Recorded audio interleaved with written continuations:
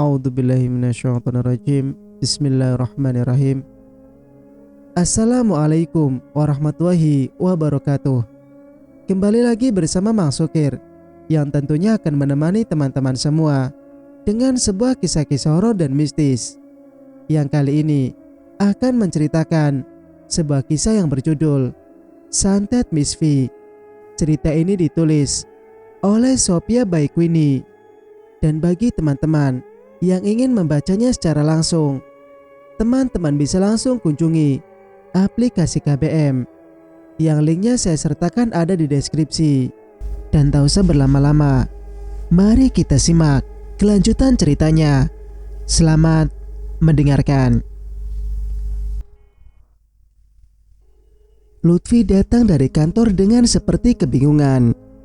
Abah dan Umi yang melihatnya dibuat heran. Bahkan saat ditanya oleh Abah, Lutfi tak menjawab. Sementara itu, Kia kembali menyiapkan diri untuk membantu Hanum melakukan ruqyah mandiri. Kali ini dia akan meminta Lutfi yang membantu kakaknya wudu dan sholat. Kia, Abah berdiri di depan pintu. Iya bah, saut Kia menghampiri ayahnya. Coba itu lihat kakakmu. Kok dia kayak orang linglung? Apa dia bangun tidur atau gimana? Abah tanya aja, dia tidak menjawab. Jelas Abah. Kok bisa bah? Iya, Abah juga tidak tahu. Coba nanti kamu lihat sendiri. Takutnya tadi Abah sama Umi salah lihat. Wajah Abah nampak khawatir. Lelaki separuh baya itu takut jika terjadi apa-apa pada pernikahan Hanum dan Lutfi. Apalagi di luar sana beredar kabar jika Hanum punya penyakit kelamin karena nakal saat kuliah. Abah takut Lutfi termakan omongan orang. Kia mengangguk, meninggalkan kamar Kia. Pria tua itu sempat kehilangan harapan. Kalau saja Kia tidak meyakinkan jika Hanum, anak perempuan satu-satunya, akan bisa sembuh seperti sedia kala.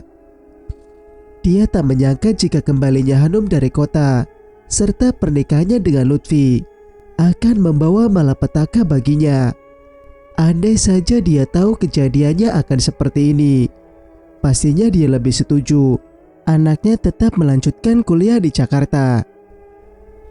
Kondisi Hanum yang mengenaskan membuat hatinya sakit dan terluka, ibarat disayat belati tajam. Kini Lutfi yang dia andalkan mulai banyak berubah. Bagaimana nasib Hanum, putri kesayangannya nanti? Seminggu ini Kia memperhatikan perilaku Lutfi. Tak lupa dia juga melihat raut wajah Lutfi. Sikap Lutfi memang sangat berubah. Biasanya dia selalu menyapa Kia, mengajak Kia bicara bahkan bercanda, membuat Kia merasa nyaman untuk bertukar pikiran dengannya.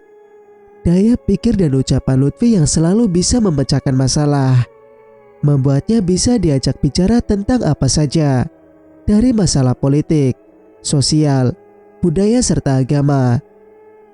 Tapi sekarang Lutfi seolah tak mengenalnya. Bukan hanya pada Kia, bahkan pada kedua orang tuanya juga. Pagi ini pun Kia mencoba menyapa, tapi Lutfi tak menjawab, hanya menatapnya dengan pandangan mata kosong. Sekilas memang seperti tak ada apa-apa, tapi bagi orang yang cukup mengenalnya, akan terasa ada banyak perubahan dalam diri Lutfi. Kia ingin bertanya pada Hanum, tapi sikap Hanum nampaknya biasa saja, membuatnya mengurungkan niatnya. Itu artinya pada Hanum sikap Lutfi tak berubah, pikir Kia. Alhamdulillah kalau begitu. Padahal Kia sudah berpikir yang macam-macam. Kia tidak bisa membayangkan bagaimana jika itu terjadi. Pasti akan menambah beban pikiran Hanum kakaknya. Kia berpikir keras, apa yang membuat Lutfi seperti itu? Sementara di tempat lain, Akang mau kerja juga hari ini? Hanum bertanya saat melihat Lutfi bersiap-siap untuk pergi. Semenjak dia melakukan ruqyah mandiri, rasa gatal semakin berkurang. Bahkan kini Hanum mulai meningkatkan bacaannya dari puluhan menjadi ratusan kali. Niatnya untuk sembuh memang cukup kuat. Dia tak tega melihat kedua orang tuanya, adik serta suaminya yang ikut menderita karena apa yang dia rasa. Bahkan kini dia sudah biasa menjalankannya sendiri setiap pada sholat 5 waktu. Lutfi tak menjawab, hanya menatap Hanum sekilas. Hati Hanum mulai merasa tidak enak, tapi dia tak bisa berbuat apa-apa. Akhir-akhir ini sikap Lutfi memang berubah drastis. Suaminya tak lagi menanyakan apakah Hanum sudah minum obat, bagaimana keadaannya, apalagi menyiapkan sarapan setiap mau masuk kerja. Bahkan sepertinya Lutfi lupa kalau Hanum adalah istrinya. Kia pernah menanyakan itu padanya beberapa waktu lalu, tapi dia mengatakan jika Lutfi baik-baik saja. Rasanya sudah terlalu banyak beban yang harus dipikirkan Gia, hingga dia tak bisa menikmati masa remaja yang harusnya indah. Gia lebih fokus merawat dirinya, memikirkan kebahagiaan Hanum sebagai kakaknya. Bagaimana bisa Hanum bercerita tentang sikap Lutfi yang begitu banyak berubah, bahkan teramat drastis? "Kang," kembali Hanum memanggilnya. "Apa?" "Akang mau masuk kerja hari ini." Lutfi mengangguk, cepat mengganti kemejanya. "Tapi kan ini hari Minggu, tumben Akang masuk kantor." "Ini pekerjaan saya. Apa kamu melarang saya kerja?" Suara Lutfi nampak ketus. Hanum sedikit kaget karena baru kali ini dia mendengar nada suara Lutfi yang terdengar berbeda. "Neng gak ngelarang Kang, cuma nanya aja." Lutfi hanya mendengus kesal. Seumur Hanum mengenal Lutfi, tak pernah sekalipun dia mendengar Lutfi marah, apalagi menggetaknya seperti tadi. Lutfi adalah simbol kelembutan. Sebagai seorang lelaki, dia selalu bisa menahan diri, emosi dan hawa nafsunya dalam situasi apapun. Tapi akhir-akhir ini, semuanya nampak beda. Hanum tak bisa menjabarkannya. Bahkan dia melihat pandangan yang penuh kebencian dalam sorot mata suaminya. Hanum hanya bisa pasrah. Mungkin Lutfi berubah karena bosan merawatnya. Hidup dengan istri penyakitan sepertinya, dia hanya jadi beban pikiran suaminya saja selama ini. Mata cekung Hanum berkaca-kaca. "Cinta sejati memang tidak pernah ada," desanya dalam kelaraan yang menggumpal. Hanum hanya bisa memasrahkan segala pada Sang Pencipta, Allah Subhanahu wa Ta'ala.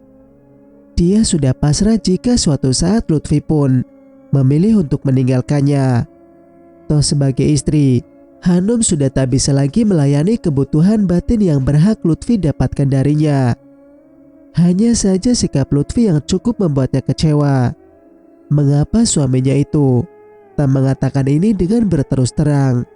Tidak usah melibatkan keluarganya yang lain. Hanum yakin pasti kedua orang tuanya pun sadar betapa sikap Lutfi mengalami banyak perubahan akhir-akhir ini. Minggu pagi, tapi Gia masih melihat Lutfi berangkat kerja. Entah mau kemana. Yang dia tahu di balai desa, kalau minggu itu libur, paling ada petugas kebersihan saja di sana. "Kang, apa Kang melihat perubahan pada Kang Lutfi?" tanya Gia pada Kang Asep. "Waduh, saya teh udah lama mau ngomongin ini sama Neng Gia. Tapi Akang takut bakal jadi fitnah." "Fitnah apa Kang?" "Itu, Pak Kades akhir-akhir ini terlihat lebih dekat pada Bu Arima." "Arima?"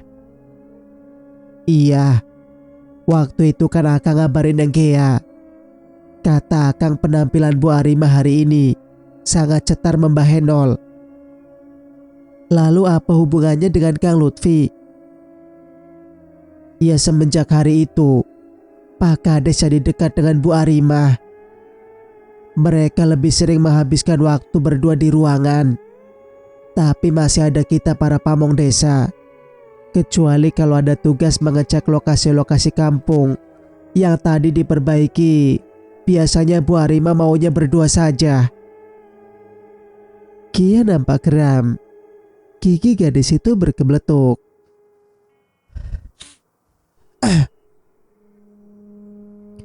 Kia nampak geram. Gigi gadis itu gemeletuk. Dasar codot, kurang ajar. Awas saja kalau dia berani macam-macam.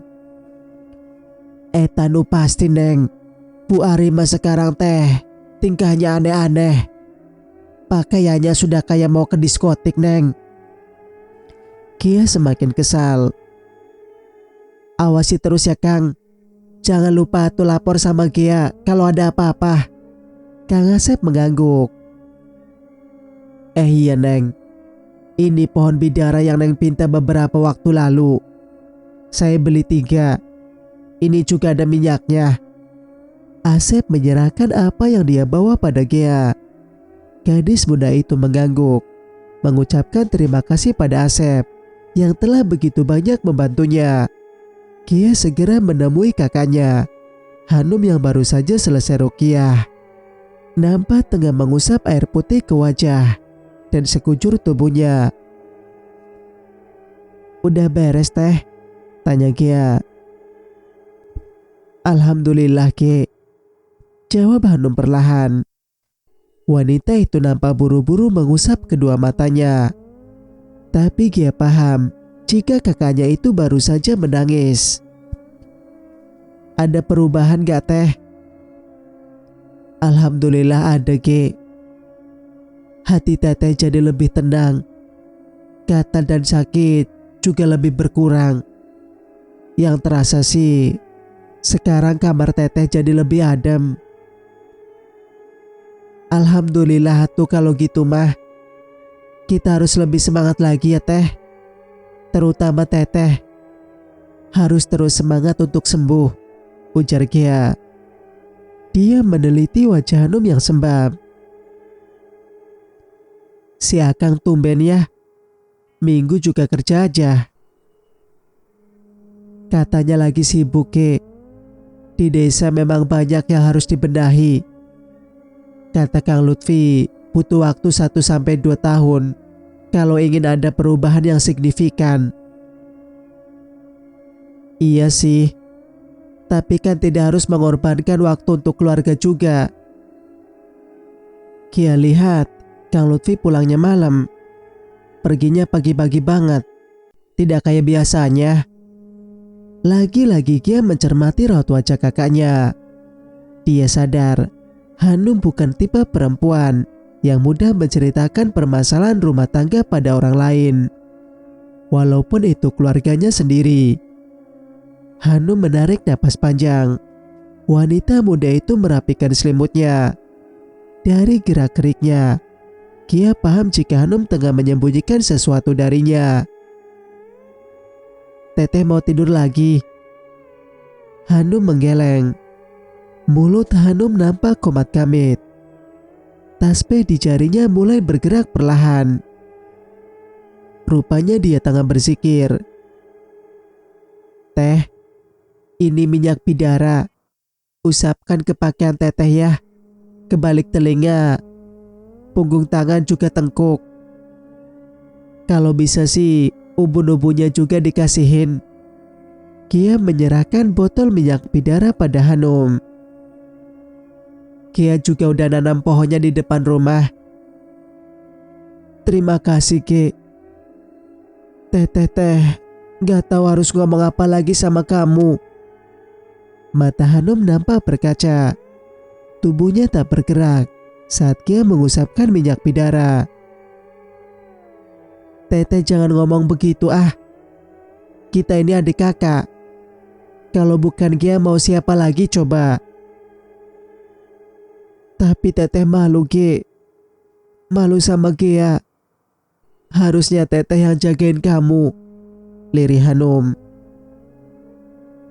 Kan teteh udah kenyang jagain Kia pas Kia kecil. Gendong Kia kemana teteh pergi. Ngerawat Kia karena Umi dan Abah sibuk di sawah. Itu mah kewajiban teteh atuh sebagai kakak kamu. Hanum berderai air mata. Nah, jika ngerawat Kia adalah kewajiban teteh, ini juga adalah kewajiban buat Kia. Ingat, teteh tidak usah berpikiran yang macam-macam. Fokus saja untuk sembuh. Itu yang Kia mau. Urusan yang lain biar Kia yang urus. Teteh mah tenang aja di rumah. Satu lagi, jangan pikirkan masalah perubahan Kang Lutfi. Kia mengusap air mata Hanum. Hatinya sakit melihat pipi dan mata cekung itu. Nampak begitu bersedih. Kesedihan yang disembunyikan. Hanum menatapnya. Jangan sedih. Jangan kecewa. Teteh terlalu baik untuk menangisi masalah ini. Kia janji akan melakukan apa saja untuk bisa membuat teteh sembuh. Kita lihat sampai di mana manusia-manusia jahat itu bisa bertahan menyakiti keluarga kita.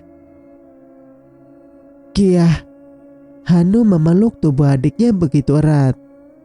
Tak tahu lagi apa yang dia harus katakan. Gadis kecil ini kini ibarat malaikat pelindungnya. Selalu datang di saat yang tepat.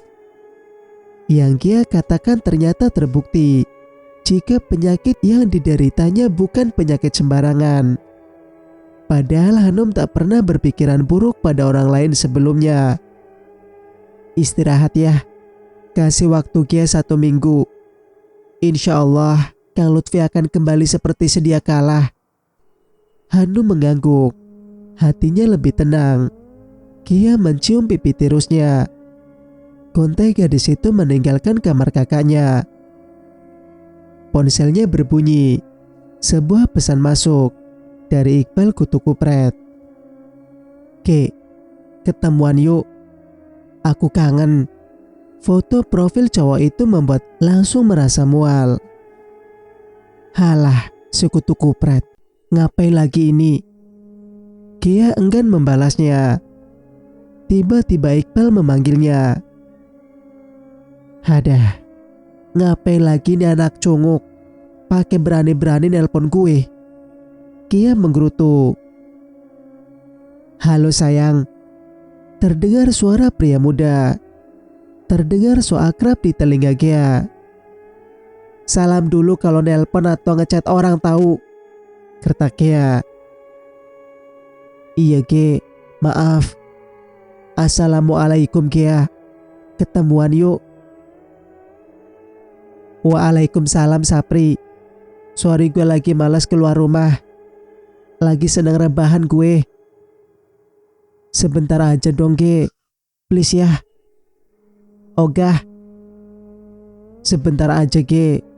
Aku janji paling 10 menitan.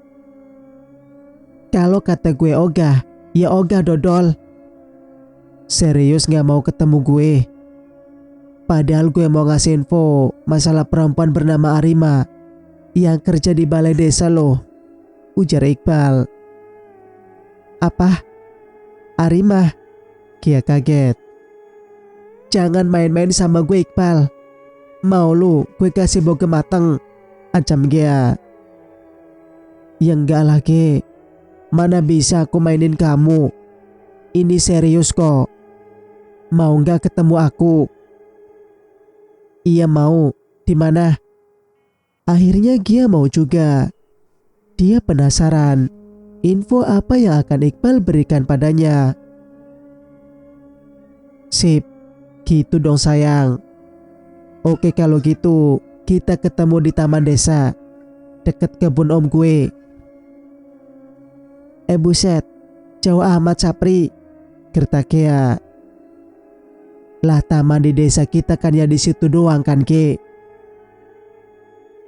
Lagian ngapain harus di taman segala dodol? Biar kesannya romantis gitu Ge. Iqbal terkekeh. Ya udah, tunggu gue di sana. 15 menit gue nyampe. Oke. Ki, dandan yang cantik ya. Ih, najis banget lu.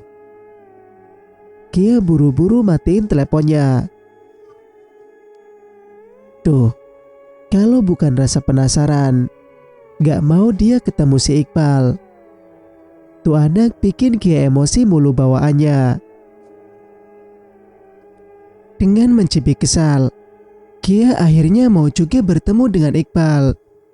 20 menit kemudian, gadis bergamis lebar itu tiba di sebuah taman desa. Dia menapikan motor metiknya dan mencari di mana cowok yang akan dia temui. Di mana lo? Karena tak kunjung menemukan, akhirnya dia mengirimkan sebuah pesan. Aku ada di dekatmu, Ge, balas Iqbal. Iya, di mana dodol? Nih gue cari gak ketemu. Nyarinya pakai hati, Ge. Jangan pakai emosi dan hawa nafsu, balas Iqbal. Astagfirullah. Kia beristighfar berulang kali. Emosinya benar-benar diuji kali ini. Tapi demi apa yang dijanjikan Iqbal, dia harus rela menahan semuanya. Bismillah. Kia mengucapkan itu dengan ikhlas. Tiba-tiba ada sebuah tepukan di punggungnya. Kia langsung berbalik dan matanya langsung menatap pada sosok lelaki muda bertampang keren yang tersenyum padanya. Dia jarang bertemu Iqbal dalam kondisi mengenakan pakaian bebas seperti ini. Biasanya dalam balutan seragam SMA, dan cowok itu terkesan agak culun di mata Gia. Tapi kali ini penampilannya benar-benar beda. Iqbal nampak gagah dengan kemeja flanel hitam bergaris biru dengan celana jeans biru. Nampak matching dengan kemejanya. Topi hitam menyempurnakan penampilannya kali ini. Tak lupa sepatu skate mahal berwarna hitam dikenakannya, menambah kesan orang berada itu tak bisa jauh-jauh darinya. Subhanallah. Kia mengucek matanya. Kenapa, Ge? Pangling kan lihat aku? Dia bertanya sambil tersenyum. Dih, care banget loh. Siapa yang pangling? Gue malah heran ada buaya kemejaan. Iqbal tertawa. Bisa aja nih cewek. Padahal jelas-jelas matanya menyiratkan rasa kagum pada penampilan gue hari ini, pikir Iqbal dalam hati. Yuk, ngobrolnya di sana aja.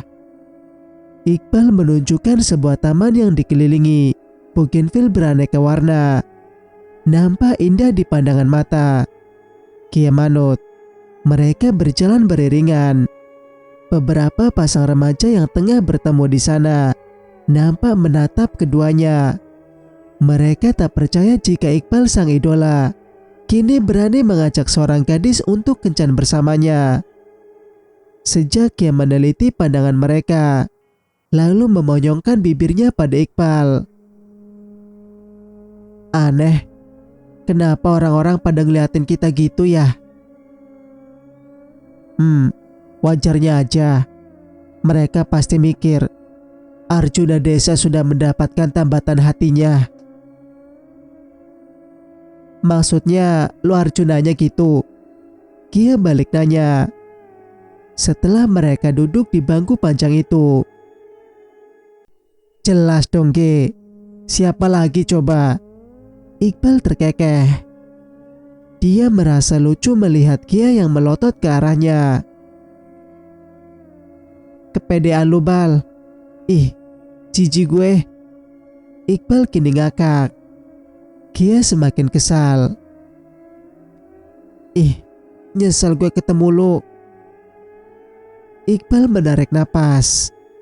Dia menenangkan dirinya. Maaf, Ge.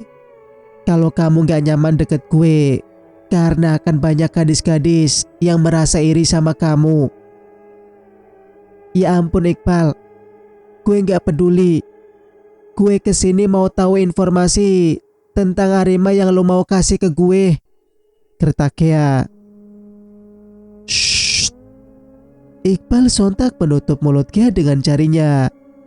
Kia kaget karena baru ini dia disentuh oleh pria yang bukan mahramnya. Apaan sih lu?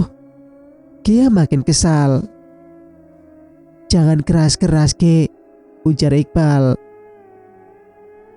Kamu sih, Kia cemberut, membuat Iqbal yang melihatnya makin terpesona.